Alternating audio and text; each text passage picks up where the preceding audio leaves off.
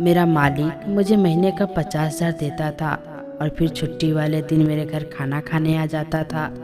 मैं भी भाग भाग कर उसके लिए इंतजाम करती थी क्योंकि 50,000 मेरे लिए बहुत बड़ी रकम थी। मगर एक रोज मेरे मालिक ने अपने ऑफिस बुलाया और अपनी कुर्सी पर बिठा दिया। कहने लगा, आज से तुम इसकी मालकिन हो।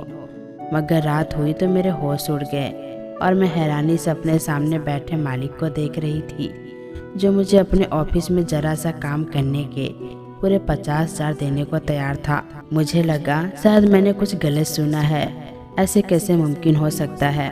मैंने दोबारा से अपने मालिक से पूछा कि उन्होंने कितनी तनख्वाह बोली है। वो थोड़ा सा मुस्कुराए और कहने लगे कि 50,000। पहले तो मुझे यह शक हुआ कि शायद आदमी थोड़ा खिसका हुआ है।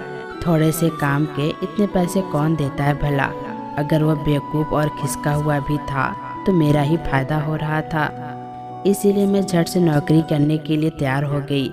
अगले ही दिन मैं नौकरी पर चली गई। मालिक ने पहले मेरा पूरे स्टाफ से जान पहचान करवाया और यह कहा कि यह आप लोगों की मैडम है, उनकी किसी भी बात से आप लोग इनकार नहीं करेंगे।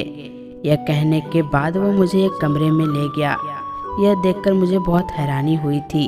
उन्होंने कमरा खोला तो वो एक ऑफिस था। सामने टेबल और चेयर थी, लैपटॉप पड़ा हुआ था। कमरा काफी बड़ा था, फुल एसी चल रहा था। वो मुझसे कहने लगी कि यह तुम्हारे लिए है। यह सुनकर मैं अचंभे में आई थी। मैं समझ नहीं पा रही थी कि मेरा मालिक मुझ पर इतना मेहरबान क्यों है, क्योंकि ना तो मैं बहुत ज़्यादा पढ़ी लिखी थी और ना ही तजुर्बा इतना ज़्यादा था, और इतना बड़ा ऑफिस का रूम सिर्फ मेरे लिए। शक्ल से वो मुझे इतना बेवकूफ़ और सीधा साधा भी नहीं लगता था। काफ़ी समझदार और होशियार किस्म का नौजवान था। और मालिक की मुझ पर इतनी ज़्यादा मेहरबानी की बस एक ही वजह थी जो मुझे साफ समझ आ रही थी, और वो यही थी कि मैं बेहद खूबसूरत थी। शायद मेरे हुस्न का जादू इस पर चल गया था। इस सोच के आते ही मुझे सोचने पर मजबूर किया। मैं अंदर से बेहद खुश थी। मुझे तो यह भी उम्मीद नहीं थी कि मेरी 10 से 12,000 की भी नौकरी लगेगी, लेकिन यहाँ तो 50,000 की बात थी। इतना बड़ा ऑफिस जहाँ मुझे ज़्यादा काम भी नहीं करना पड़ता था। मैं एक आसान ख्याल किस्म की लड़की थी। घर वालों की तरफ से भी नौकरी करने पर कोई पाबंदी नहीं थी, इसीलिए मैं इस नौकरी पर बेहद खुश थी। अब तो आए दिन मालिक मुझे नए नए कपड़े भी गिफ्ट में देने लगा। मुझे यकीन हो चुका था कि वो मुझ पर फिदा है। लेकिन एक दिन मेरे मालिक ने मुझसे ऐसी फरमाइश कर दी जिसे सुनकर मैं हैरान रह गई। कुछ पल तो मैं उसकी शक्ल ही देखती रह गई, लेकिन क्योंकि वो मुझे 50,000 तनख्वाह देता था, इसीलिए मैं इसके आगे बोल नहीं सकती थी। अगर मैं इसकी नौकरी छोड़ती तो 50,000 की रकम मैं कुछ भी करके नहीं कमा सकती थी, इसीलिए मैं खामोश हो गई। मालिक कहने लगा कि वो मेरे घर आना चाहता है और मेरे साथ खाना खाना चाहता है। असल में मैं अपने घर में अकेली रहती थी। मेरे माँ बाप मेरे बड़े भाई के पास मुंबई गए थे और 6-7 महीने तक उनका वापसी का कोई इरादा नहीं था।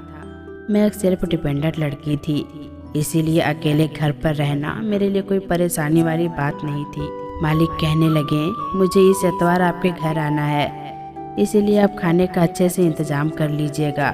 कुछ ज़रूरी बातें भी करनी है, वो भी हो जाएगी। वो तो जैसे मुझे हुक्म देकर जा चुका था और मैं बस यह सोचे जा रही थी कि अब क्या करूं। मुझे लगा मेरा मालिक मुझसे शादी के लिए प्रपोज कर देगा, क्योंकि वो मुझ पर फिदा था। इसीलिए इतवार वाले दिन मुझे दावत का इंतजाम करना पड़ा।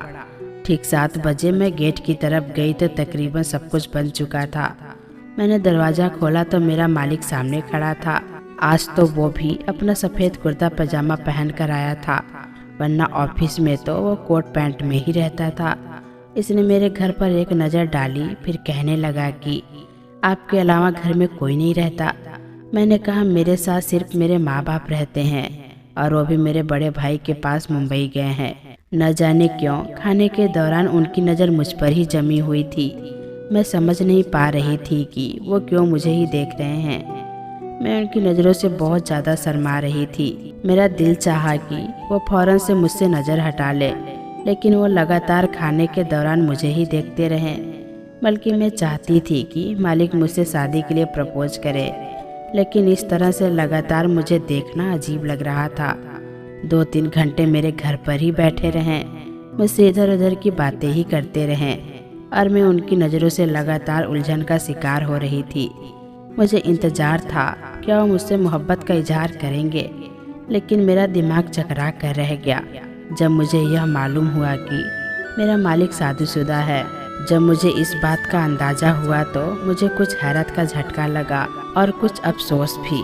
मुझे तो लगा था कि शायद मेरी खूबसूरती से इम्प्रेस होकर मुझे मेरी नौकरी की इतनी बड़ी रकम इसीलिए दे रहे हैं, शायद वो मुझे पसंद करते हैं और मुझसे शादी की ख्वाहिश रखते हैं, लेकिन ऐसा कुछ भी नहीं था। न जाने क्यों मेरा दिल बुझ सा गया था। वो शादीशुदा थे तो फिर मुझे ऐसी नज़रों से देखने का क्या मकसद था। बहरहाल वो 2-3 घंटे बैठकर चले गए। अगले दिन जब मैं ऑफिस में गई तो मालिक मेरे कमरे में आए। मैंने फौरन से लैपटॉप पर नज़र जमा ली और अपना काम करने लगी। मुझे कहने लगी कि मैं आपके लिए एक तोहफा लेकर आया हूँ। यह सुनकर मुझे कोई भी खुशी नहीं हुई थी। मुझे हैरत उस वक्त हुई जब उन्होंने अपनी जेब से एक एप्पल का मोबाइल निकाला जिसकी कीमत इस वक्त 2-3 लाख से कम नहीं थी। कहने लगे, यह मैं आपके लिए तोहफा लाया हूँ। यह देखकर तो मैं अपना आंखें झपकाना ही भूल गई थी। अगर वो शादीशुदा थे और अपनी बीबी से मोहब्बत भी करते थे और मुझे सिर्फ एक नौकरानी ही समझते थे, तो फिर इतनी बड़ी मेहरबानी मुझ पर क्यों कर रहे थे? आखिर उनका मकसद क्या था? इस बार मेरे चेहरे पर जरा भी खुशी नहीं थी। अगर वो मेरे साथ फ्लर्ट करना चाह रहे थे तो मैं इस किस्म की लड़की नहीं थी, बल्कि मैं मॉडर्न और आज़ाद ख्याल थी और मेरे घर पर मुझ पर कोई पाबंदी नहीं थी। लेकिन फिर भी मुझे यह बात बिल्कुल भी पसंद नहीं थी कि मैं किसी की वक्त गुजरी का सामान बनूं। अगर वो गैर शादीशुदा होते और मेरे मामले में सीरियस होते तो मुझे यह सब कुछ अच्छा भी लगता। मैंने इस मोबाइल को हाथ भी नहीं लगाया। मैंने कहा, सर मुझे मोबाइल नहीं चाहिए और आप यह मोबाइल मुझे क्यों दे रहे हैं? मेरे ख्याल से तो ऐसे तोहफे आपको अपनी बीबी को देने चाहिए। न जाने क्यों लेकिन मेरा लहजा गुस्से में हो गया था। वो मेरे चेहरे के अंदाज को बड़े गौर से देख रहे थे। फिर मुस्कुराने लगे और कहने लगे कि मिस, मैंने यह तोहफा आपके लिए ही लिया है, इसे आप ले लें। लेकिन मैंने इनकार कर दिया। इस बार मेरे इनकार पर उनके चेहरे का अंदाज बिल्कुल सीरियस हो गए थे। उन्होंने कहा कि यह मेरे काम का एक हिस्सा है, इसीलिए मोबाइल आपको रखना ही पड़ेगा, क्योंकि मुझे बहुत जगह मीटिंग में जाना पड़ता है और कई बार ऐसा भी होगा कि आपको अभी मेरे साथ मीटिंग में जाना पड़ेगा और मैं नहीं चाहता कि आपके पास एक मामूली सी मोबाइल हो। मैं आपको इसीलिए इतनी ज़्यादा तनख्वाह दे रहा हूँ कि अब जब मेरे साथ मीटिंग के लिए जाएं, आपके पास कीमती सा मोबाइल हो, इसीलिए आपको लेना ही पड़ेगा। यह बात ऐसी थी कि मैं इनकार नहीं कर सकती थी, क्योंकि यह मेरे काम का एक हिस्सा था। इसीलिए मजबूरन मैंने वो मोबाइल रख लिया। फिर वो मुझे कहने लगे कि अब शायद मुझसे नाराज़ है। मुझे आपका रवैया बहुत बदला बदला सा लग रहा है। अब यह मेरे बस में भी नहीं था, क्योंकि मैं तो कुछ और ही ख्वाब सजाए बैठी थी। मैंने कहा, नहीं, मैं काम में बिजी हूँ। यह कहकर मैं दोबारा से लैपटॉप पर उंगली चलाने लगी। कुछ देर मालिक वहीं बैठा मुझे देखता रहा और फिर उठकर चला गया। मैंने यह सोचा था कि अब मुझे इस मालिक से दूर ही रहना चाहिए, क्योंकि मैं किसी की भी शादीशुदा ज़िंदगी खराब नहीं करना चाहती थी और ना ही इस मालिक के दिल को खुश करने का सामान बनना चाहती थी। इसीलिए मैंने सोचा कि अब मैं सिर्फ अपने काम पर ही फोकस करूँगी। लेकिन मुझे हैरत इस वक्त हुई जब रात के वक्त मुझे एक अननोन नंबर से कॉल आने लगी और यह वही मोबाइल था जो मुझे मेरे मालिक ने दिया था।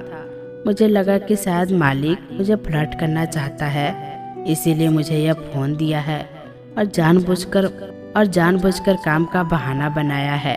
अब न जाने किस नंबर से वो मुझे कॉल कर रहा है और यकीनन वो मेरी तारीफ करेगा और मुझसे ऐसी ही बातें करेगा। इसीलिए मैंने वो फ़ोन नहीं उठाया था। लेकिन दोबारा से फ़ोन की बेल बजने लगी। फिर मैंने कहा कि मुझे फ़ोन उठाकर देख लेना चाहिए कि वो कौन है और क्या कहता है। मैंने फ़ोन उठाया तो वही हुआ जिसका मुझे शक था। मेरा मालिक अपनी आवाज़ बदलकर किसी दूसरे नंबर से मुझे कॉल कर रहा था। अब मुझसे कहने लगा कि आप मुझसे दोस्ती करना चाहती हैं। इसने अपना नाम भी मुझे कुछ और ही बताया था। मैं समझ तो गई थी कि वह मेरा मालिक ही है और जानबूझकर दूसरे तरीके से मुझे टाइम पास का सामान बनाना चाहता है। मैंने इसे कहा कि मैं ऐसा कुछ भी नहीं चाहती। यह कहकर मैंने फ़ोन बंद कर दिया। लेकिन उसके बाद जब मैं ऑफिस में गई तो मेरा मालिक कहने लगा, इतवार को बिरयानी बना कर रखना मेरे लिए, मैं आपके घर आऊँगा। यह बात मुझे बड़ी अजीब लगी कि यह क्या नया सिलसिला मेरे साथ चलने लगा था। मैंने कहा कि माफ़ कीजिएगा, मैं हर इतवार को इतने अच्छे खाना नहीं बना सकती। मुझे और भी बहुत से काम होते हैं। इतवार के दिन मुझे ग्रोसरी के लिए जाना होता है, मुझे बहुत देर हो जाएगी। मेरी बात सुनकर वो कहने लगे, तो ठीक है, मैं जल्दी आ जाऊंगा, आपके साथ ग्रोसरी भी करवा दूंगा और फिर मिलकर हम खाना भी खाएंगे और बनाएंगे भी। मुझे इतवार को आपके साथ वक्त गुजारना है। मिस आरोही, मैं जितना ही सबसे पीछा छुड़वाना चाह रही थी वो इतना ही मेरे करीब आ रहा था और मेरे गले पड़ने के चक्कर में था। अगर मेरी मजबूरी ना होती तो मैं फौरन यह नौकरी छोड़ देती, लेकिन बात 50,000 की थी जिससे मैं अपना कुछ काम करना चाहती थी कि मैं यहाँ जॉब करके अपना एक अलग तरीके से ज़िंदगी जीऊँगी। क्योंकि जो मेरे माँ बाप का घर था, इस घर पर मेरा भाई मुझे मेरा हिस्सा देने को तैयार नहीं था, बल्कि वो साफ कह चुका था कि और मेरी शादी होने के बाद यह घर बेचकर मुंबई में सेटल हो जाएगा और माँ बाप को भी वही ले जाएगा। मैं दिल्ली में रहती थी और मेरे माँ बाप भी मेरे साथ रहते थे। वो जल्द से जल्द मेरी शादी करवाना चाहते थे क्योंकि वो भी भाई के साथ मुंबई रहने पर राजी थे और हमारे यहाँ लड़कियों को वैसे भी कुछ नहीं दिया जाता था। इसीलिए यही सोचा था कि अच्छी नौकरी मिल गई है तो अपना एक अलग से घर ले लूँगी। जैसे ही मुझे बॉस ने नौकरी दी, मैंने अपना इरादा कर लिया कि पैसे जोड़कर मैं यह घर लूँगी। अब मैं बहुत बड़ी मुसीबत में फंस चुकी थी।